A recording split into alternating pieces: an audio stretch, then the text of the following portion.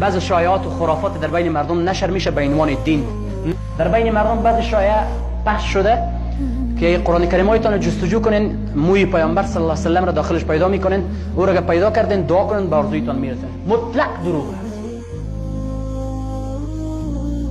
با موی پیامبر خود را فریب ندین. ما را الله و رسول الله امر نکرده که شما از موی پیامبر پیروی کنید. راه پیامبر را تعقیب بکنین تا تمام آرزوهایتون برآورده شود. رسول الله عظمتش خیلی بالاتر و والاتر و اعلاتر هست، خیلی فضیلت داره. الله متعال نام رسول الله در قرآن نام خود ذکر میکنه، لا اله الا الله محمد رسول الله، کلمه میخوانیم ما شما. اما به خود را فریب نده که ما در جستجوی موی پیامبر باشیم، در جستجوی روش پیامبر قدم به قدم پیامبر را تعقیب بکنیم تا ما رستگار شیم. این رد هست، اشتباه هست.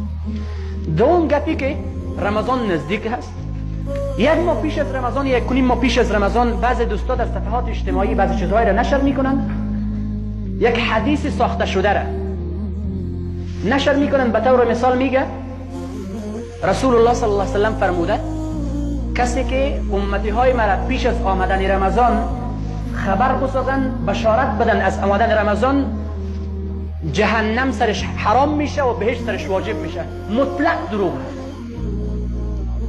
نه راوی ازی معلوم هست، نه سندش به اثبات رسیده، نه متنش درست هست، نه کتاب حدیثی که در کدام کتاب روایت شده اصلا نوشته نیست. این دروغ هست. کاغذها در بین مردم نشر میشه به عنوان خیر جاریه یا صدقه جاریه یا ثواب جاریه، یا در موبایل هم نشر میشه. کاغذ از نوشته است این دعا را اگر بخوانیم 360 حج ثواب داره، مثل که 360 حج انجام داده باشی، 360 غلام را آزاد کرده باشی، 360 ختم قرآن کریم کرده باشی، 360 ذکر کرده باشی و 360 از این نه راویش معلوم است، نه کتاب حدیثش معلوم است، نه سندش دقیق است و نه متنش دقیق است. میگه دعا را اگر خواندین فقط در عمر یک بار، در هیچ حدیث رسول الله تو عبادتی وجود نداره که در عمر یک بار.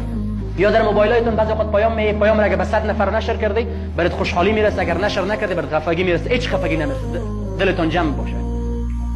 این برای مردم نشر کنین، چند روز بعد براتون الله متعال اولاد نصیب میکنه. این برای مردم نشر کنین، چند روز بعد ازدواج میکنه. این برای مردم نشر کنین، به بختت میرسه. اشتباه هست تمامش.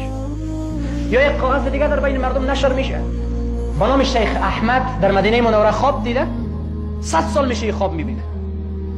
میگه من خواب دیدم در مدینه منوره شب جمعه که 60,000 از امت رسول الله صلی الله علیه و سلم به جهنم داخل شده. دروغ هست. باز در زیرش نوشته کرده این اگر دروغ شماریدین یک غم خیلی خطرناک براتون میرسه، هیچ غمی نمیرسه. این 3 سال پیش ما گفته بودیم تا به حال غم نرسیده. دروغ هست کلش. و اگر غمی هم برسه از این آدرس نیست، متوجه باشید. از این آدرس نیست، اشتباه هست. و یکی پیام در موبایل ها تو رو قسم به خدا رو به 100 نفر روان کن. اشتباه هست، دروغ هست. اگر این متن رو دوست داری نوشته که الله اکبر، دروغ هست. همین کارا رو نکنیم. این دین اینقدر دین بی معنا نیست که قدر گپای بی معنا در داخلش وجود داشته باشه. از خود فضیلت نسازیم، فضیلت تراشی نکنیم، دین را نپندانیم.